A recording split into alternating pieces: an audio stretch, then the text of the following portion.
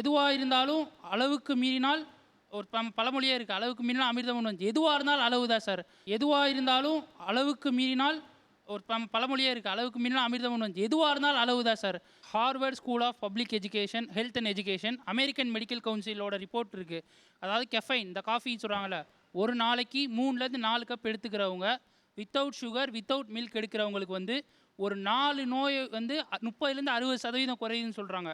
1 அல்சைமர்ஸ்ன்னு சொல்லப்படுற brain disease. 2 type 2 diabetes. 3 heart இஷ்யூஸும் வரும். 4வது லிவருக்கு கெஃபைன் காஃபி வந்து ரொம்ப ரொம்ப ரொம்ப நல்லது. இது வந்து லிவர் கேன்சரையும் க்யூர் பண்ணக்கூடியும் அப்படின்ற ரிசர்ச்சும் இருக்குது. இது வந்து சோர்ஸ் வந்து Harvard school of public health and public education, American medical council கீழே இருக்கிறதோட ரிப்போர்ட் இருக்குது.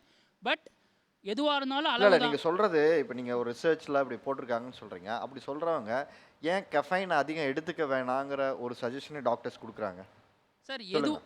எதுவாக இருந்தாலும் அளவுக்கு மீறினால் ஒரு பழமொழியே இருக்குது. அளவுக்கு மீறினால் அமிர்தம் நஞ்சு. எதுவாக இருந்தாலும் அளவு தான் சார். நல்லா இருக்குது, உடலுக்கு நல்லது, இல்லை சுவையாக இருக்குது, இல்லை மனமாக இருக்குதுன்றதுக்காக எதையுமே வந்து அதிகம் எடுத்துக்கிட்டால் நமக்கு அது ஆபத்து தான். அதோட அளவு எடுத்துக்கிட்டால் எல்லாருக்குமே நல்லது. அப்படின்ற பட்சத்தில் சார் ஃபஸ்ட்டு வார்த்தை என்ன சொன்னார்? கெஃபைன் வந்து ஸ்லோ பாய்சன்ற மாதிரி சொன்னார். பட் அது முற்றிலும் தவறான விஷயம். கெஃபைன் அளவாக எடுத்துக்கிட்டால் உடைய இத்தனை நோய்களை குணப்படுத்தும் கெஃபைன். சொல்லுங்க சார் கஃபைன் வந்து நம்ம டீ தூளில் இருக்க கஃபைன் தான் சார் வந்து கெடுதல். காஃபி தூளில் இருக்க கஃபைன் வந்து உடம்புக்கு வந்து நல்லதான் சார். பக்கவாதம் வருது இல்லைங்களா, அதை அவாய்ட் பண்ண முடியும். குடல் அலர்ஜி சொல்கிறாங்கல்ல, அதை அவாய்ட் பண்ண முடியும். இதெல்லாம் வந்து காஃபியில் இருக்க கஃபைன் வந்து உடம்புக்கு நல்லது தான் சார். நான் ஃபார்மசிஸ்ட்டு. ஸோ நான் கார்டியாக் ஹாஸ்பிட்டலில் வந்து ஒர்க் பண்ணேன். என்னோடய ஹாஸ்பிட்டலில் ஒர்க் பண்ணுற டாக்டரே வந்து பேஷண்ட்டுக்கு ரெஃபர் பண்ணுறது வந்து காஃபி குடிக்கலாம், டீ எடுத்துக்காதீங்க, டீயில் இருக்க கஃபைன் வந்து உடம்புக்கு நல்லதில்லை அப்படிங்கிற மாதிரி இன்டிமேட் பண்ணுறாங்க சார். அதனால் காஃபியில் இருக்க கஃபைன் வந்து உடம்புக்கு நல்லதான். சார் சொல்லணும் காஃபியில் இருக்க கஃபைன் வந்து உடம்புக்கு கெடுதல், அந்த மாதிரிலாம் எடுத்துக்க முடியாது சார். தம்பி சொல்லணும் மூளைக்கு போகிற நரம்புக்கு புத்துணர்ச்சி தர்றது, இதயத்துக்கு போகிற கரோனரி டிசீஸ் வருது இல்லைங்களா, அதுக்கெல்லாம் புத்துணர்ச்சி தர்றது காஃபியில் இருக்க கஃபைன் தான் சார்.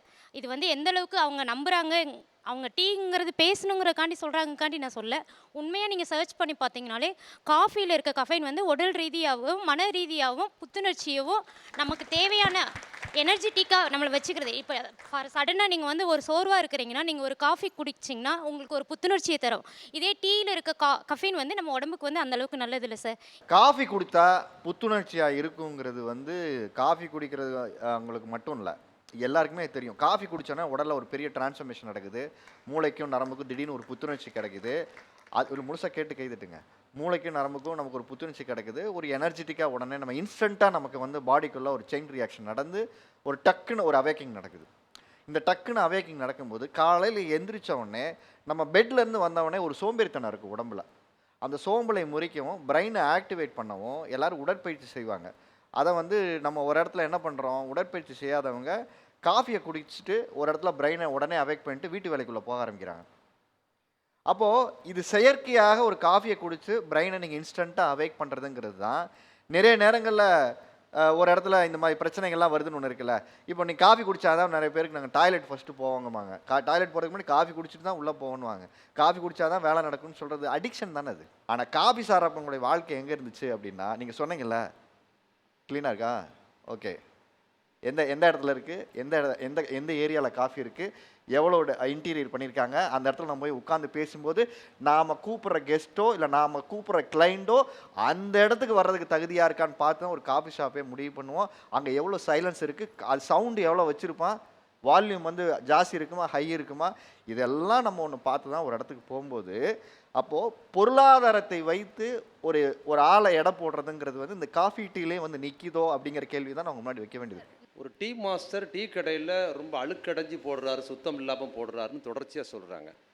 அவர் டீ மட்டும் போடுறதில்ல, காஃபியும் அவர் போடுறாரு. காஃபி கேட்டால் காஃபியும் கொடுப்பாரு.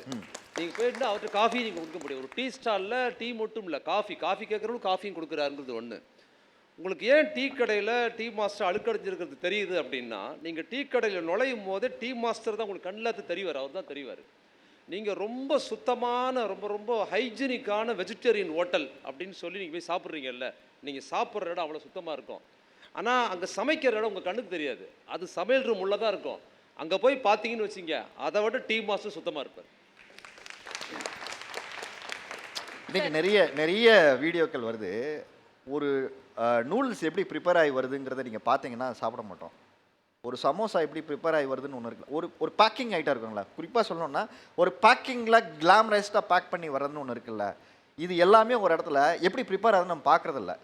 ஆனால் நம்ம கையில் கிடைக்கும் போது எப்படி கிடைக்குது அப்படின்னு பார்த்தீங்கன்னா, ஒரு சூப்பர் மார்க்கெட்டில், ஒரு பெரிய டிபார்ட்மெண்ட் ஸ்டோரில், அப்போ நம்ம போய் எடுக்கிற இடத்துல கையில் சுத்தமாக இருக்குது, லைட் போட்டு வச்சுருக்காங்க, தொடச்சி வச்சுருக்காங்க, அதையெல்லாம் சரி நம்ம நினைக்கிற மனோபாவம் இருக்குல்ல, இது அங்கேருந்து தான் இருக்குது. அதுக்காக ஹைஜீனிக் கூடாதுன்னு நான் சொல்ல வரல. ஹைஜீனிக் தேவை. ஹைஜீனிக் என்பது ஒரு இடத்துல உங்கள் முன்னாடி டிஸ்பிளே பண்ணி அவர் போட்டு விற்கிறார். சார் இதுதான் பால், இது டீ பட்டரை, நான் நிற்கிறேன், நான் ஒரு ஆள். ஆனால் காஃபி ஷாப் போகும்போது அங்கே ஒரு சிஸ்டம் இன்ஃப்ராஸ்ட்ரக்சர் இருக்குது. அந்த இன்ஃப்ராஸ்ட்ரக்சருக்கு முன்னாடி பொருளாதார ரீதியாக அங்கே ஒரு சிஸ்டம் அமைக்கப்பட்டிருக்கு.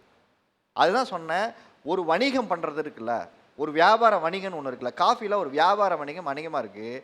டிவியில் அதை டீயில் வந்து அந்த வியாபார வணிகம் எப்படி பண்ணணும்னு தெரியாமல் தான் இன்னும் டீயில் நிறைய பேர் சிக்கி போயிருக்காங்க.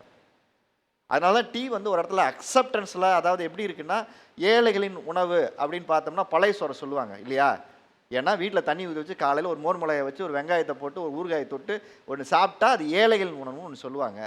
அதே இது நீங்கள் எலைட்டோட உணவு அப்படின்னா என்ன, ஒரு முதலாளியோட உணவுன்னு என்னன்னு பார்த்தீங்கன்னா, ஒரு இடத்துல சுடுசோறு, இட்லி, தோசை, சப்பாத்தி, பூரி, பொங்கல், இதெல்லாம் வந்து என்ன பார்ப்பாங்க, காலையில் ஒரு வசதியான வீட்டில் இருக்கவங்களுடைய உணவு பழக்க வழக்கமாக இருக்கும் இல்லையா. இட்லி சாப்பிட்ற வீடுன்னா பெரிய வீடு அப்படின்வாங்க. அதெல்லாம் பெரிய வீடுமா, இட்லிக்கு காலையில் இட்லிலாம் சாப்பிடுவாங்க, மத்தியானம் சூடாக சாப்பாடு பொங்கி போடுவாங்கன்னுவாங்க. மத்தியானம் அதே இது இன்றைக்கி என்ன ஆயிடுச்சு, ஏழைகளின் உணவு. நான் காலையில் டெய்லி எழுந்திரிச்சு நீராடி தண்ணி குடிக்கிறேன். இன்றைக்கி எல்லாரும் குடிக்கிறோம். ஒரு இடத்துல பழைய சோத்தோட தண்ணி எடுத்து குடிக்கிறதுக்கு பின்னாடி அதில் இருக்க பாக்டீரியாஸ் வந்து மினரல்ஸ் உடம்புக்கு அவ்வளோ நல்லதுன்னு செய்கிறோம். ஆனால் அந்த காலத்தில் அதை சொல்லும்போது அது ஏழைகள் உணவுன்னு சொல்லுவாங்ககிட்ட எட்டாவது வச்சதுக்கு பின்னாடி இருக்க அரசியல் என்னென்னா, எதெல்லாம் ஒரு இடத்துல நல்லதோ அதெல்லாம் உங்கள் பக்கத்தில் கொண்டாந்து வைக்கிறதுக்கு பின்னாடி ஒரு அரசியல் இருக்குது. அது என்ன நம்ம கெஸ்ட்டுக்கிட்டையும் கேட்போம். நீங்கள் ரொம்ப சரியாக சொன்னீங்க இந்த விஷயத்து உதாரணம். இங்கே அரிசி உணவு, இட்லிங்கிறது அரிசி உணவுன்னு எடுத்துக்கலாம். இங்கே அரிசி எல்லாருக்குமே கிடையாது.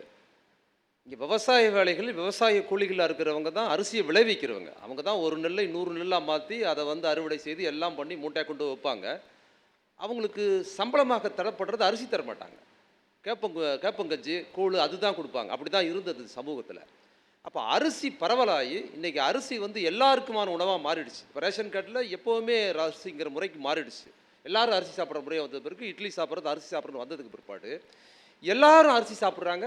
அந்த அரிசி நம்மளும் சாப்பிட்றதாங்கிற கேட்டகரிக்கு அரிசி சாப்பிட்டவங்க மாறுற மனோபாவத்துக்கு வருது. இப்போ என்ன சொல்கிறாங்கன்னா, அரிசியை விடவும் கேப்பங்கஞ்சி தான் சத்துன்னு சொல்கிறாங்க. ஏப்பா நான் இவ்வளோ நாள் அதான் குடிச்சிக்கிட்டு இருந்தேன், அப்போ அரிசி சாப்பிட்றதான் உயர்வுன்னு சொன்னீங்க. கேப்பங்கஞ்சி குடிக்க ஆரம்பித்தவங்க அரிசி சாப்பிட வந்தவுடனே, அரிசி சாப்பிட்டுக்கிட்டு இருந்தவங்க நான் இப்போ அரிசி எல்லாம் சாப்பிட்றதில்ல, சோறு சாப்பிட்றதில்ல, அது ரொம்ப வந்து கார்போரேட்டாக இருக்குது, நான் வந்து கேப்பங்கஞ்சி தான் குடிக்கிறேன் அப்படிங்கிற கண்ணோட்டம் வருது. ஆயில் பயன்படுத்தி ஒரு தாளிக்கிறதுக்கு ஆயில் பயன்படுத்துறதே ரொம்ப கஷ்டம். கூலி வேலைக்கு போயிட்டு வந்தவங்க நீங்கள் கிராமப்புறங்களில் பார்த்தீங்கன்னா, அவங்க வந்து ஒரு 5 ரூபாய்க்கு எண்ணெய் கொடுங்க, ஒரு 2 ரூபாய்க்கு கடுகு கொடுங்க அப்படின்னு வாங்கி அன்னைக்கு பண்ணுறது. அது தாளிக்கிறதுக்கு கூட இதெல்லாம் கிடையாது, சின்னதாக கொடுப்பாங்க. இந்த அப்பளம் பொரிக்கிறதுலாம் கிடையாது, அந்த மாதிரி இருக்காது. ஆனால் இன்றைக்கி எண்ணெய்ங்கிறது வந்து நிறைய பயன்பாட்டுக்கு வர ஆரம்பிச்சிருச்சு. வந்ததுக்கு பிற்பாடு எண்ணெய் எல்லோரும் யூஸ் பண்ணி இன்றைக்கி வந்து வடை சுடுறது, அப்பளம் பொரிச்சு சாப்பிட்றது, தாளிக்கிறதுக்கே எண்ணெய் 5 ரூபாய்க்கு வாங்கினவங்க இன்றைக்கி எண்ணெய் வாங்கி செஞ்சதுக்கு பிற்பாடு என்ன ஆயிடுச்சுன்னா, அந்த எண்ணெய் ரொம்ப கெடுதல், செக்கு எண்ணெய் தான் ரொம்ப அப்படிங்கிறாங்க. செக்கு எண்ணெய் வாங்க முடியாது. அப்போ சாமானியர்கள் ஒரு உணவு முறை பழக்கத்துக்கு வரும்போது அந்த உணவு முறையில் வசதியானவர்கள் அதுலேருந்து வெளியேறி இது நமக்கான உணவு முறை இல்லைன்னு மாறுற கண்ணோட்டம் இருக்குல்ல. அப்படி தான் டீ என்பது 2 தரப்புக்கும் பொதுவான உணவாகத்தான் டீ இருந்ததுங்கிறத தெரிஞ்சுக்க. காஃபிக்கு முன்னால் டீ தான் எல்லா உலகம் முழுக்க பானமாக இருந்தது. குறிப்பாக தேயிலை பயிரிடப்பட்டது இந்தியாவுக்கு எப்படி டீ வந்தது அப்படின்னு கேட்டிங்கன்னா, அது வந்து வெள்ளைக்காரர்கள் மூலமாக தான் இந்தியாவுக்கு வருது. ஆனால் அது வெள்ளைக்கார தாவரம் கிடையாது, அது ஒரு சீன தாவரம் டீ. சீனாவில் அது பல பைபிளுக்கு முந்தைய காலத்துலேருந்து கிமுவிலேருந்து அது இருக்குது. சீனாவில் டீ குடிச்சிக்கிட்டு இருக்கிறாங்க. ஆனால் அது இந்தியாவுக்கு எப்போ வருது, சீனாவுக்கு பக்கத்தில் இருக்கிற இந்தியாவில் எப்போ முதல்ல பிரிட்டிஷ் அரசு வந்து பயிரிடுது அப்படின்னு பார்த்தீங்கன்னா, இங்கே நம்ம ஊரில் வந்து சிம்லா பக்கம், டார்ஜிலிங் பக்கம் தான் முதல்ல பயிரிடுறாங்க. அது சீனாவுக்கு ரொம்ப பக்கம். ஆனால் சீனாவில் வந்து டார்ஜிலிங்க்கு வர்றதுக்கு ரொம்ப வருஷமாச்சு, சீனாவிலேருந்து வரல. மாறாக அது எப்படி வந்ததுன்னு பார்த்தீங்கன்னா, இந்தியாவிலேருந்து பௌத்தம் போச்சு சீனாவுக்கு, ஆனால் சீனாவிலேருந்து டீ இங்கே வரல. மாறாக பௌத்தத்தை கற்றுக்கொள்வதற்காக ஜப்பானில் இருக்கிற ஜப்பானியர்கள் சீனாவுக்கு போகிறாங்க. அவங்க திரும்பி போகும்போது சீனாவிலிருந்து பௌத்தத்தையும் டீயும் தேயிலையும் எடுத்துக்கிட்டு ஊருக்கு போகிறாங்க.